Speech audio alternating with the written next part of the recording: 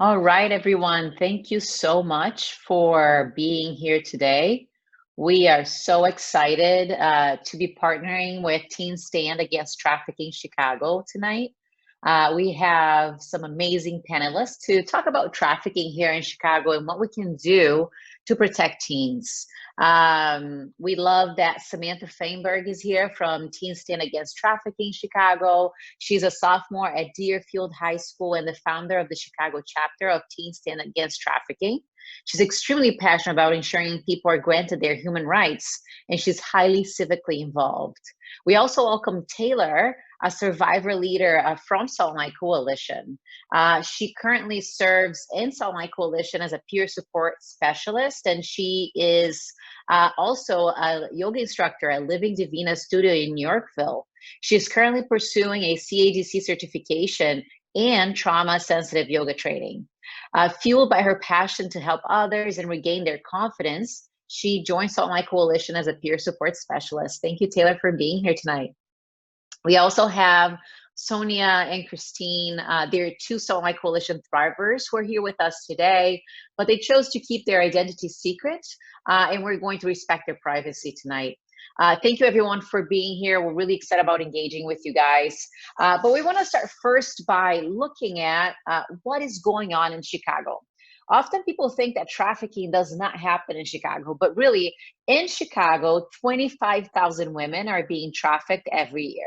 And just to put that into perspective, that is 2 women each hour of each day. So it is a lot of women, and it is happening all the time in Chicago. Another thing that people ask me is, oh my gosh, Isabel, the women that sound like coalition, are they from Thailand? Are they from Russia? Where are they from?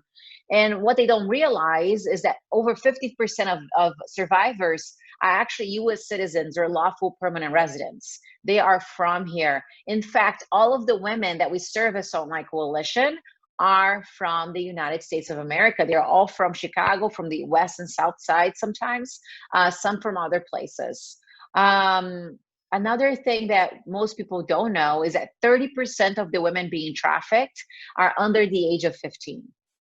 And then about 60% are under the age of 18. So this is happening all the time with our teens. And we want to equip parents to be able to have conversations with their kids so that that stops happening, right? We want to put ourselves out of business. We're bold like that, okay?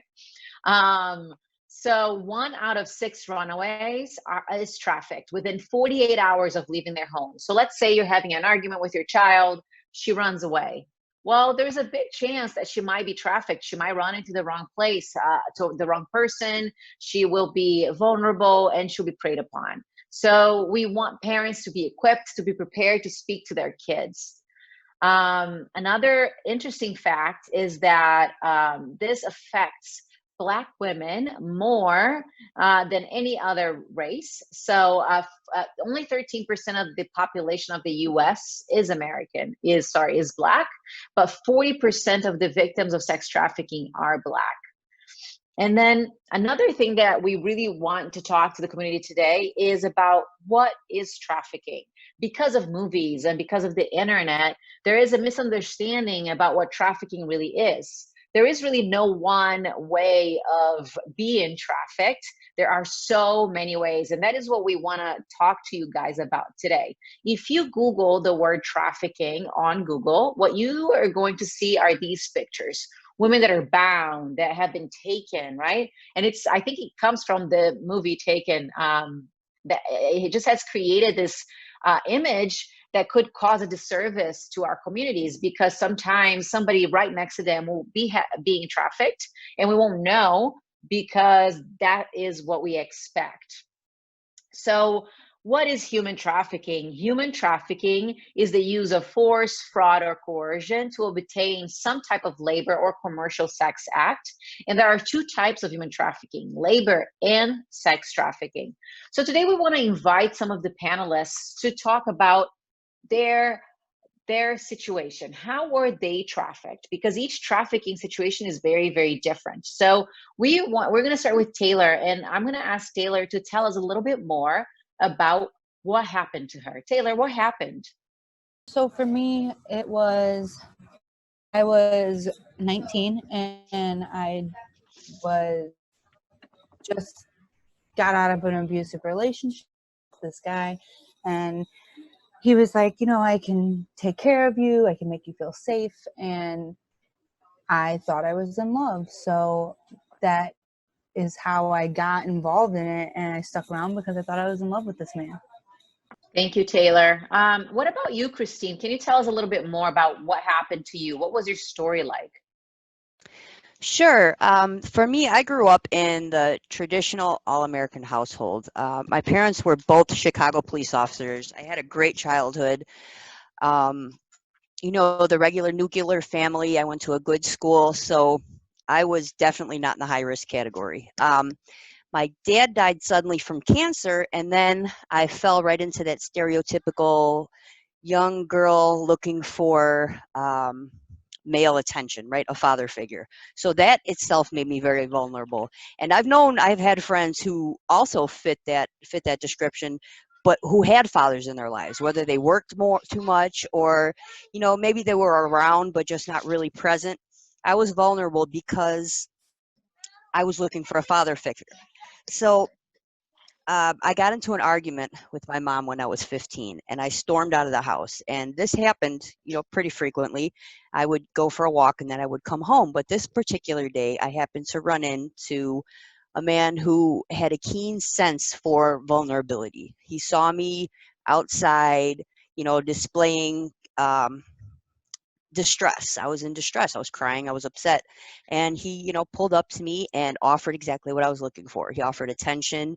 He offered, he made me feel important. He took me to a nice restaurant, and, he had clout. So he got them to serve me at 15 years old. He got them to serve me alcohol. So now I felt like I was important and I was getting this attention from a man. And, we had a conversation during which he asked me all type of personal things. He just kind of let me vent, and he encouraged me to share personal information that he would later use to manipulate me and to threaten me to do exactly what it was that he wanted me to do. I went home with him, just thinking that it was all fun and that I would be able to leave whenever I wanted.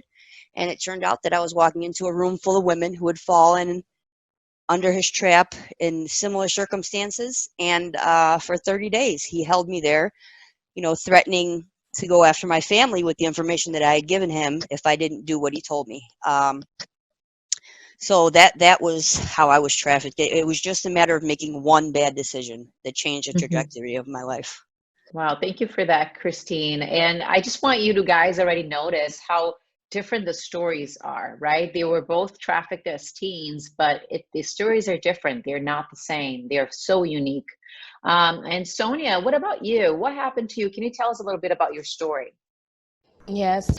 So I was born and raised in Cabrini Green, and that's like northish west of Chicago.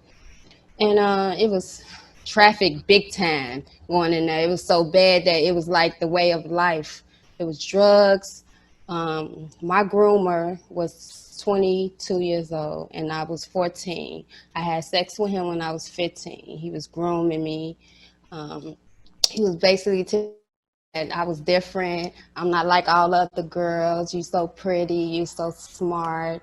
Until I believed everything he said. I'm a black young girl that grew up in the projects, poverty. That's another big thing that's very easy for predators to prey on because we want to find a way out. And I wanted a way out. He would tell me, "Oh, I'll help you get through high school and I'll help you. You don't have to worry about anything. I'll help you get a job." But it was all a lie. And he was a pedophile. He was completely older than me, but that was the way of life growing up, and it's so crazy and it's wild. But yes, you would never know. Sometimes it can be your friend right next to you that's dating an older man and getting all nice things, and he's trying to traffic her and sell her off to his friends. Thank you, Sonia, for your vulnerability and speaking today. I also want to listen a little bit from Sam herself, who is like here with us today, because I want her to give us the teenager perspective, right? Salmon, Sorry, Sam. There's this misconception surrounding trafficking and what it really is. And we just heard 3 stories, right? How do you recommend that parents approach this subject and talk to their kids about trafficking so that they're aware of what's going on, so that they can be more, vigilant about what's going on around them in their communities? Well, I think that parents should first understand that signs of trafficking can come from a secretive relationship, fear and anxiety, or an abusive relationship, and parents should become familiar with the red flags.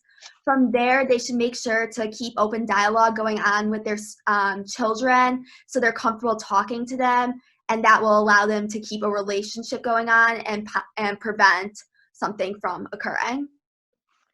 Thank you, Sam. These are some great tips for our parents today. We're so excited to have you here. So going on, I just wanted to really make sure that people understand that trafficking is just not one thing, right?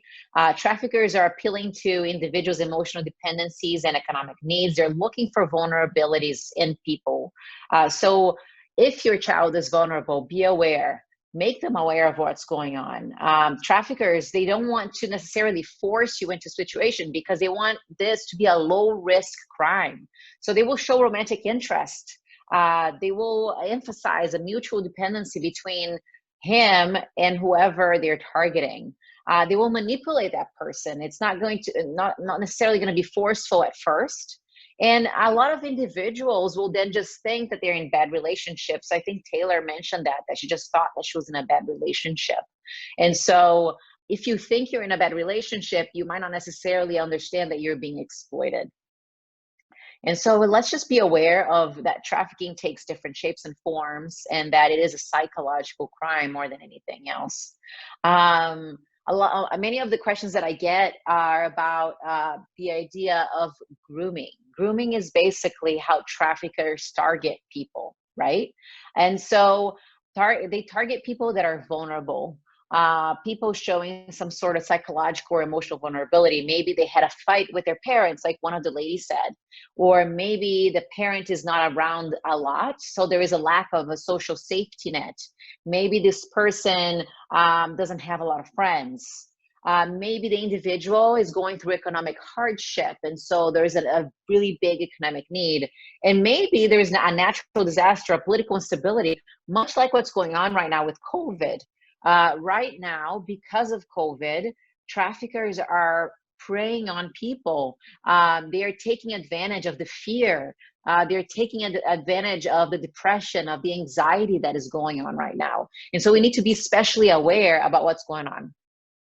One note for people that are watching us, if you do have any questions, because I see some questions coming in through the chat, please write them in the Q&A tab. That way I can keep myself more organized, and I can make sure that I'm going to get to your question, okay?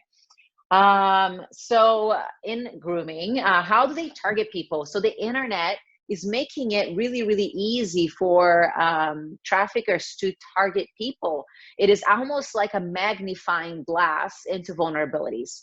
Through the internet, people are sharing their lives, and all a trafficker needs to do is to scroll. So 42% of individuals that are being affected by trafficking right now meet their traffickers online. It's insane. And a lot of them never actually meet the trafficker in person.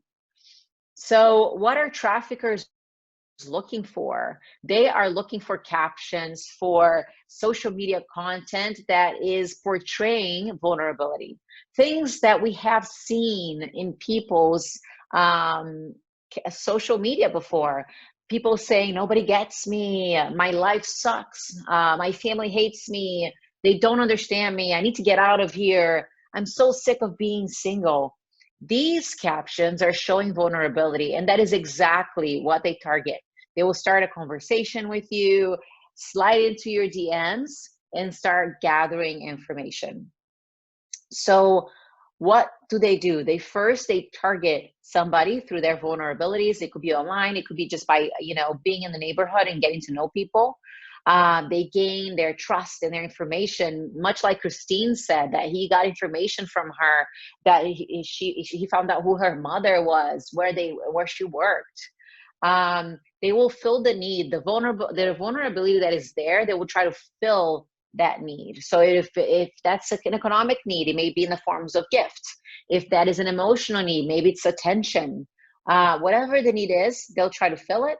They'll isolate the individual, and then the abuse begins. And once the abuse begins, they will really do anything to maintain control. They will threaten, they will use fear, they will use force, whatever is necessary, really.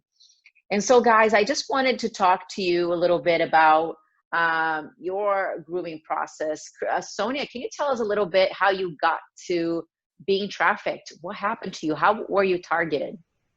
Basically, being in the projects in poverty made me a very easy target, and not just that, having my grandmother on drugs, and still to this day on drugs, didn't make it very easy. So even sometimes her drug dealers would come and, spurk her and say little sweet things like, oh, she a pretty little dark girl. Wait till she get older.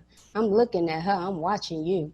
So they would say little smart comments like that. That was grooming me as a little girl. So, and I look up to them because I done had a father figure. That's another red flag too.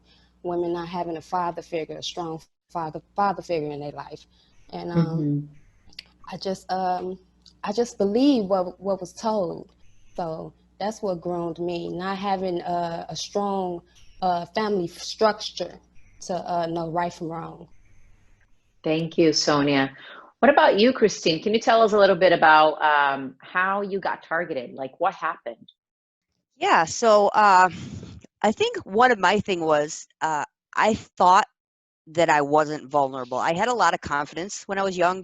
Like I said, I was raised, in a nuclear family, and I had a good traditional upbringing. So I didn't think that I fit that stereotypical vulnerable population. So when this guy came, I wasn't really paying much attention to, things that I had been warned about. So when he started asking me, first of all, he made me feel important. He made me feel loved. He made me feel grown up. That was a big thing. We've all heard a teenager say, "You're treating me like a kid," and I know what I'm doing, and all this kind of. I mean, that's just part of growing up. Is that we think that we know more than we do about life. So when somebody comes along and acknowledges and reinforces that belief, we automatically gravitate toward that person because, hey, you're talking exactly what I want to hear. You're telling me I am old enough to make my own decisions, and that, I am mature and all this kind of stuff. And I mean, it's so juvenile, but when they use that vulnerability and they tell you exactly what they want to hear. So what he did specifically with me was, I'm sitting here complaining about my mom and about all these things that were just so horrible in my life, but really in the grand scheme of things, I mean, I got into a stupid argument with my mom, but he told me what I wanted to hear. And in the process of seeming, trying to be encouraging and lending an ear, he manipulated me into telling him all the information that he needed to use against me to make me do what he wanted me to do. Yeah. Thank you for that, Christine. What about you, Taylor? How were you targeted? What kind of information did he have? What happened to you? So whenever I first met the guy that trafficked me, I was just coming off drugs and coming out of an abusive relationship. And he was just saying how, like, he can make me feel safe and he can take care of me and I don't got to worry about things anymore. My father was never in the picture and my mom worked a lot. So I didn't really have anybody else to really spend my time with. So I spent all of my time with him. And then eventually it turned into, I came somewhere and there was a couple other girls there. And he's like, these girls, they've been friends with him for a long time. And then they started having me learn how to talk on the phone to people and how to present myself differently. And I normally don't talk about that a lot, but there was a month-long stage where it was literally practicing and conditioning us to make sure that we acted a certain way in front of these people, didn't act a certain way around our family and friends. And just, I guess it was a way to get our loyalty, to know that we were going to come back at the end of the day and that we were going to be there. So it was just a gradually building of all off of telling me, like, I love you and I'm going to help you make your life good. Thank you for sharing. And I also find it important too that, we can't always protect kids from being vulnerable, right? COVID happened, for example, and everybody's going through something. Or your family is going through a hard time, or you're fired from your job. So we are going to be vulnerable. So ladies, what do you think parents can do? Like if their family is vulnerable, if something is happening that is making their child vulnerable, what they can do? What is your biggest tip for parents to protect their kids? Christine, do you want to go first? Sure. I think the main thing that a parent can do is to encourage dialogue. This is so important. You don't want to be, like your kid's best friend, or you don't want to hang out with them and anything like that, but you want them to feel comfortable coming to you with absolutely anything. And 9 times out of 10, your teenager is not going to bring up the subject. They're not going to say, hey mom, I think this guy is grooming me to be trafficked. So they're not even going to know it's happening. You have to initiate the conversation. You have to, you don't want to say it so much that it becomes something that they don't actually acknowledge mentally anymore. But every few months you want to just say, or anytime you notice a behavior change, or when they have a friend that they're not bringing around the house, or anytime you notice something that's changing in their behavior, you want to just kind of initiate the conversation and create a dialogue where they might feel comfortable just mentioning, and then look for these little subtle hints that something might be wrong, because no matter how good your relationship is, odds are they're still going to be a little hesitant to just come out right. Maybe they're afraid of scaring you. Maybe they're afraid of your reaction. Maybe they're afraid that you're going to ground them or try to shelter them too much. But dialogue is definitely the best way to identify the red flags. Thank you so much, Christine. Sonia or Taylor, do you guys want to add anything? I mean, it's really, Christine pretty much got everything with that. Basically, all you can do is just establishing a good emotional connection with your kid, as well as, an honest and open one. Because you don't, like she was saying, you don't want to take away from, like, I'm the parent, but you also want them to be able to come to you when it comes to things like this. And just understand when they're explaining a relationship, to know, well, that's a little off, that there's something wrong with what they're telling me right now, and then to address it from there without making them feel like they're doing something wrong. Like, don't get mad at them, don't get upset with them, because then they're not going to want to talk to you about it, and chances are, like, they're going to run away from it. I was really close with my mom, and that's when I kind of brought up some stuff to her and she thought it was odd. I just stopped talking to her about it. I just never brought it up again. So I definitely think that is an important aspect of it. Mm-hmm. Thank you, Taylor. Sonia, do you want to add anything, or are you good? I would basically say be open and honest with your children. Use your heart.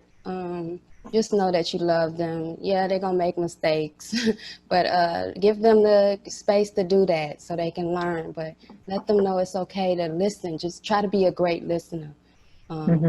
Be a great listener to your kids, to your baby. I love that. Thank you, Sonia. And Sam, knowing the role of social media in today's grooming process, what do you think parents should do to protect their kids in regards to social media? Like, what is your recommendation? Well, I know many parents tend to want to restrict time on social media or block certain apps, but personally, I believe that's not the answer, because from a teenager's perspective, kids are going to rebel against that and do what they want to. I think it's more important that parents focus on teaching their children what they should and shouldn't post. And I know teens hear this a million times, but everything that is on the internet is there forever. So it's important to know what you are posting, what you're getting yourself into with that. And then I also think it's important to focus on the fact that beyond Instagram, Snapchat, texting, all of that, you could still communicate with people through video games and many other virtual platforms. So it's important to keep that in mind. Thank you, Sam. It's funny because you said that, parents are very likely to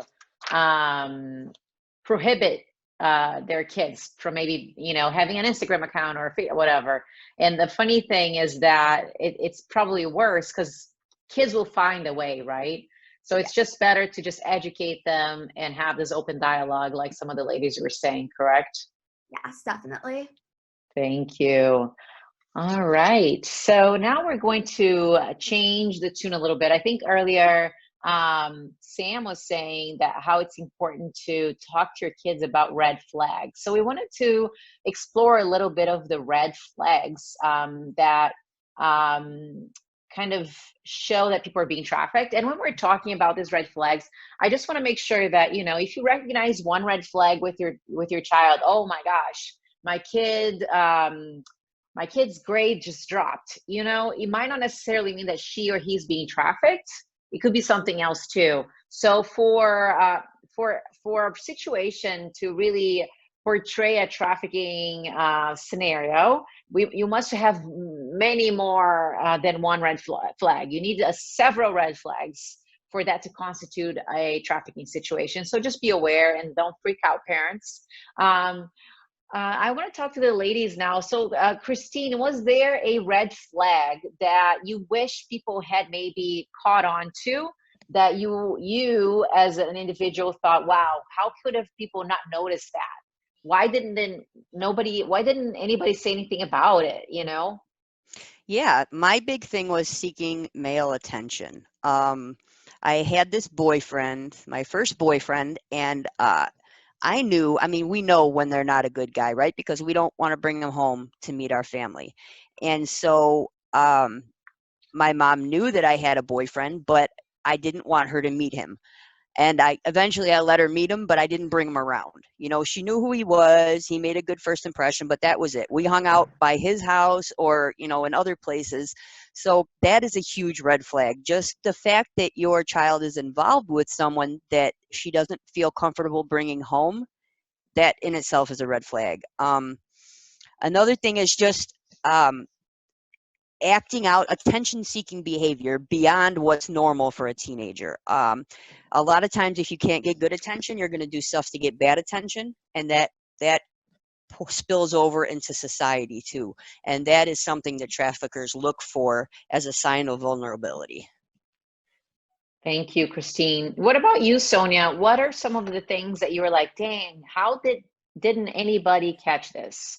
Something that maybe you wish people had caught on and maybe try to help you. I kind of wish, like Christina was saying, attention seeking. I always wanted believing in a guy, dating older guys. that's a big red flag. And thinking that it's okay. Wanted to show my body. I was always wearing some type of evocative type clothes, like little mini dresses and clothes, just trying to be fast. That's another red flag. Not wanting to obey my parents, not listening to my mom. Even when you got an understandable, good mom, you still want to be disobedient. That's a red flag. So, yeah. Mm-hmm. Thank you. What about you, Taylor? What are some of the red flags that you wish people had caught on to? Well, for me, I think it was a few different ones. Like, I was always really family oriented, and then I was kind of like a little flower child, always dressed really like hippie like. And then when this happened, I dressed extremely provocative. I always had nice things. I was like, you could tell like I had like black eyes and things like that. And I was unreachable, like I could call my mom on the phone, but I never showed up to family events. I didn't go see my friends anymore. Like, I just wasn't available to anybody outside of these 3 people that I was with all the time. And I don't blame anybody in my life for not, but I just wish that like somebody in my family would have said something or tried to say something to me. Cause I even had a couple of like my actual friends who kind of had an idea about what was going on, and none of them like blinked an eye to it, Mm-hmm. So I just wish that somebody would have noticed something. Mm-hmm. So just some takeaways from the red flags. What are some things that you can notice? Like they said, the person is withdrawing from family or friends, like Taylor just mentioned. Maybe the teen appears depressed, angry, annoyed all of a sudden. Their behavior changes suddenly. Their grades and academic performance all of a sudden changes, and then their grades begin to drop. You notice your teen lying about their age or having possession of a fake ID that they can explain where it came from. Maybe if you're at a space like a hotel and you run into a teen and you ask a question, they look at a person before answering. This could happen also at a plane when they're traveling. It's weird because you're talking to this person. Why isn't this person answering to you and instead is looking to somebody else? Often trafficked individuals will be told not to speak. The teen may have tattoos that they can't explain or they will try to cover up. They have an over-controlling boyfriend, usually older, like they just mentioned, right? And usually you don't know this boyfriend, you can never meet this boyfriend. It's almost like a secretive relationship that they have. Maybe the teen becomes fearful of police or authorities and is fearful of this boyfriend. The teen could show signs of physical and psychological trauma. I think that Taylor just said that one day she showed up with a black eye. The teen has limited freedom of movement and has expensive clothing and electronics and beauty treatments that you as a family cannot provide. They don't have a job to provide for themselves, or so they can't afford it. You need to find out what the source of those expensive items are. Maybe the teen also believes that they're just in a bad abusive relationship. That's usually some red flags. Again, if your teen comes home and has one of these red flags, it does not constitute trafficking. However, if you see several of these red flags over a period of time, that may be concerning. And that is a moment where you do want to speak to your teen. So Samantha, in case parents do see these red flags, what would you suggest to a parent? How should they approach the subject if they notice a red flag? I don't think they should go right up to their child and tell them everything they see from their perspective, but rather they should have an open conversation with their child and have their child explain what they think's going on and encourage them to talk about it rather than just forcefully making it into an argument. Mm-hmm. Thank you, Samantha. So from the teens, I love that. And guys, Taylor, can you tell me what would you be your number one tip for parents for keeping their kids safe? I feel like the number one thing to keep them safe is to just be mindful. Like, be mindful of your kid and connect with your kid. Everyone has smartphones these days, and there's actually a really great app. It's called Life 360. You can literally see everywhere they go. Me and my mom have it, just in case something goes wrong. You never know what's going to happen. And if they're open to doing it, it's worth a try. I love that. And I love that you said that it's so important to be mindful. I think that we are living in this world where we're always in a rush. We're also always so busy. And sometimes as parents, when we're home, we're not really present. We're checking our work email, we're checking our work texts, and the busyness of life never stops. And it's such an important reminder to be present. So thank you for that, Taylor. What about you, Christine? What is your number one tip for parents? Well, my main thing for parents is just not to come too aggressively. But I mean, when you spot one of these red flags, you just kind of be receptive to what it is that they're going to tell you, and don't be aggressive. That's the biggest thing, because once you close the dialogue, it's going to be really hard to reopen it. Once you say that one thing that scares your child into thinking that you're going to call the police, because remember, they don't yet realize that this trafficker is the enemy. In a lot of cases, they still think that they love this person, and they believe the lies that they're being fed. So it's really important not to attack that person specifically, but just kind of guide your teen. I mean, definitely remove them from the situation if they're under 16 or if you're able to. But if you're not able to, then just kind of guide their thought process so that they realize what's going on. Oh my gosh, I love what you said, because it's such an important reminder to parents that they don't realize that the teen doesn't realize that they're not doing something wrong, that there's somebody else abusing them. So thank you for that reminder, Christine. Sonia, what about you? What is your number one tip for parents to keeping their kids safe? Keeping your kids safe, I would say having that, being able to have that one-on-one bond with your child. I feel like heart to heart, you should have that bond with your child. Y'all should be able to be open and communicate. That would definitely keep you in the whereabouts with your child, having that connection, like the other two ladies said. Being willing to even share your flaws. Remember how you was a child when you was younger. You know, I hear a lot of parents forget that. Don't forget who you was when you was a child. You know, and be patient with your child. You know, you wanted your parents to be patient with you.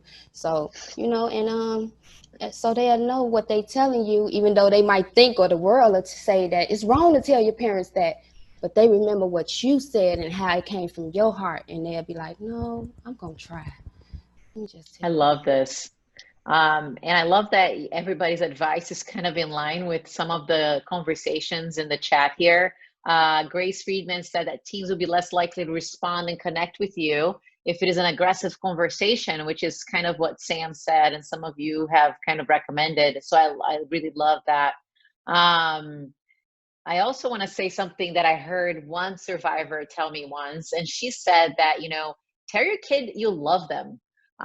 Tell them that you love them so much, that they're important, that they're loved. And that was something that Melinda said once to me, and that really kind of stayed with me. I really love that.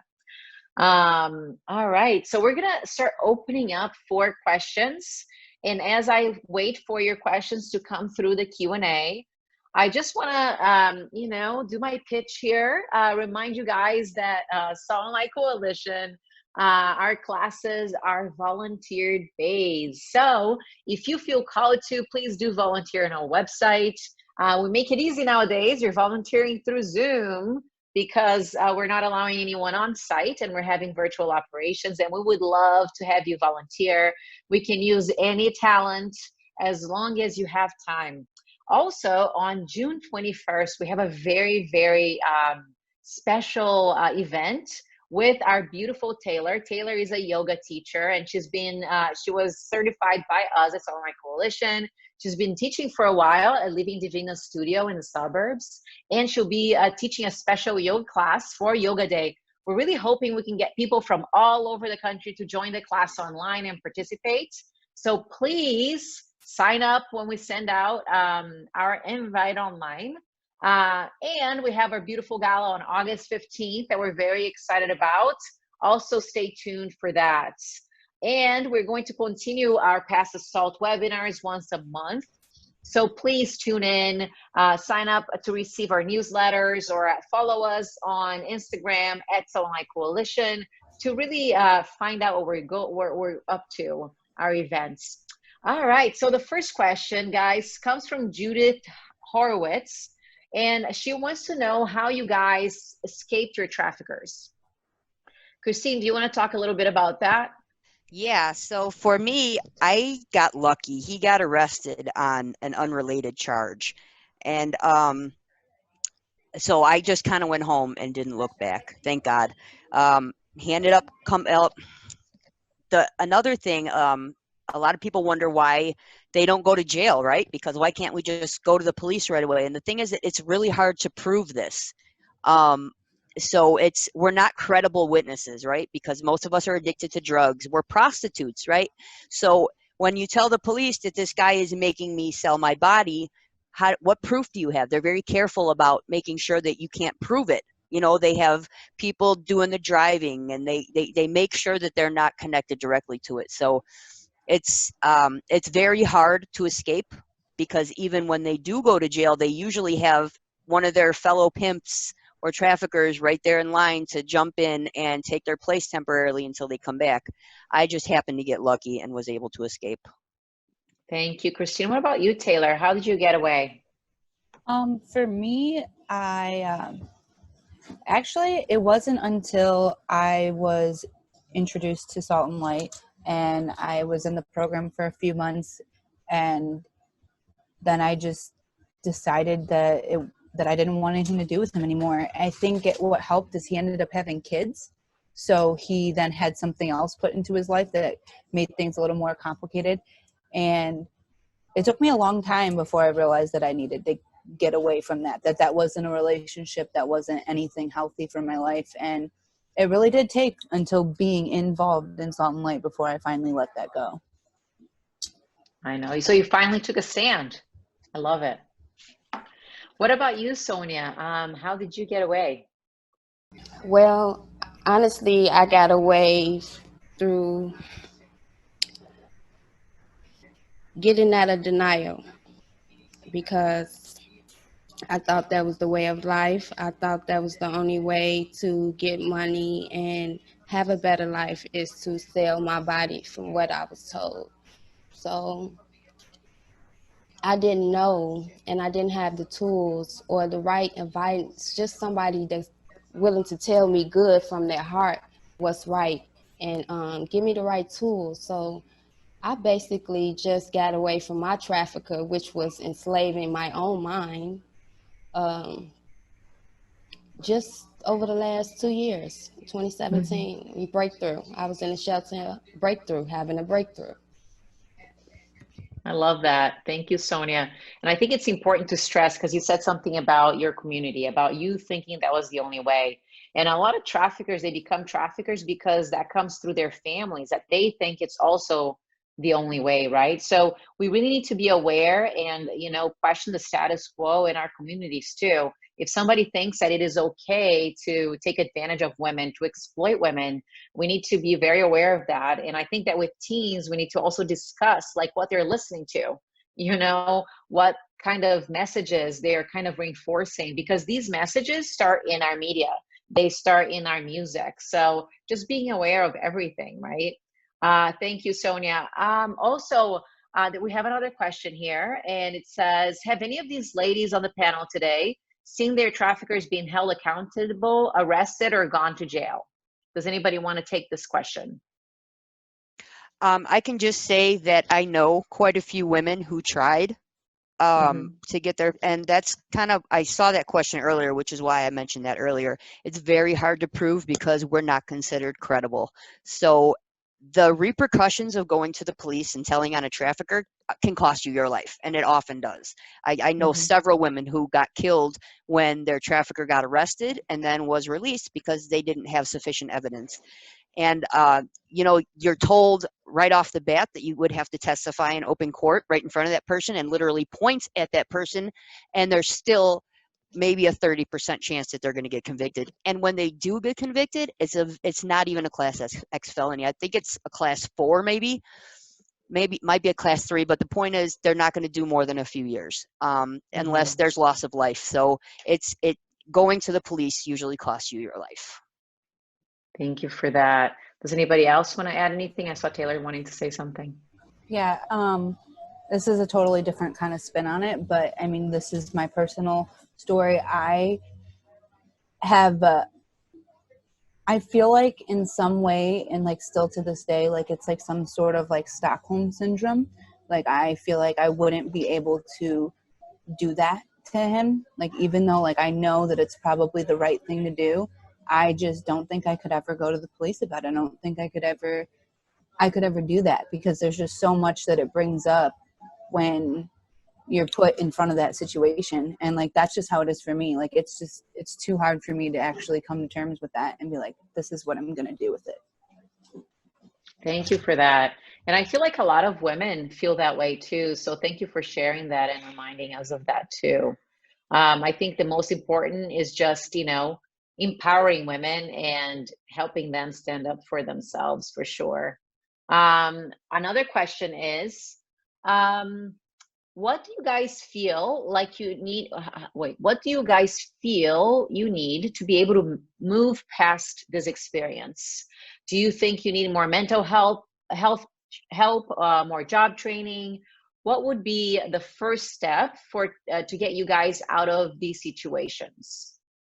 I think the first step is that you have to find a safe place to go, because a lot of times, you don't have any alternative as far as where you're going to live, right? So, you know, emergency crisis management would be the first step. And then once you get your footing, Salt and Light Coalition literally gave me everything that I needed. The first 6 months of the program was focused on healing and recovering from trauma and making me feel safe in my body again. And all of the very essential tools to life that we don't have because we spent so many years living in this underground society where those tools aren't necessary.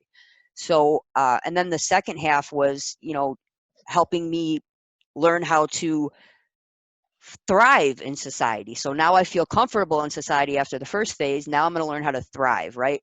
I'm going to learn how to find a job. I'm going to build the confidence that I need to sit in front of an employer in an interview and convince them that I'm worthy of this job. The Salt and Light Coalition, if you want to know how to get a survivor from, point from zero on the number line to actually building momentum and the sky's the limit, just talk to Isabel and ask her how she did it, because it worked for me and a lot of others. That is really sweet, Christine. Thank you. All right, so we have another question here. And would you do anything different than your parents did with you? Taylor or Sonia, do you want to take this one? Yeah, I feel like maybe for me, the only thing I would do different is like, I just want to be more present. Like I said, I have a wonderful mother, but she was never there because she worked a lot to keep the roof over our heads. So I think I'm just going to make sure to be more present in my kid's life. And yeah, I feel like that's all you can do, really. Thank you. Sonia, would you add anything to that, or? Yeah, I kind of wanted to piggyback on the second question. I had an answer to that too, but I would change safety. I will make sure my babies are more safe, because when I was 15, I was also shot. It was a lot of shooting, a lot of killing, a lot of traffic going on in that area. So just being security is kind of big with me, making sure my baby is secure. So Thank you. But to the second question, real quick, to my trafficker, I had a great influence. We had an influence, so we have been seeing some progress, because one of our influence traffickers was R. Kelly, and he's locked up. So, and he influenced a lot of guys around in Cabrini Green. So, have this many girls, or come through with the bus party, and so it's anything. It's possible. See your perpetrator locked up. How did that feel to see your perpetrator locked up? Felt amazing. I thought he was untouchable. Good. We're making progress, right? And that's great news. So, all right. So one more question. The last question that we see here is, can trafficking happen to men? Yes, it can. So we are mainly talking about women because Salt and Light Coalition focuses on women, but trafficking can happen to men. In fact, there is another organization here in Chicago that works directly with men. Their name is Emmaus Ministries, and they're part of the coalition against trafficking here in the city. So yeah, it can happen to men for sure. And so we also need to make sure that our boys are well versed in what's happening in the city, that they recognize the signs, that they know what's going on, so that they are not vulnerable to this crime.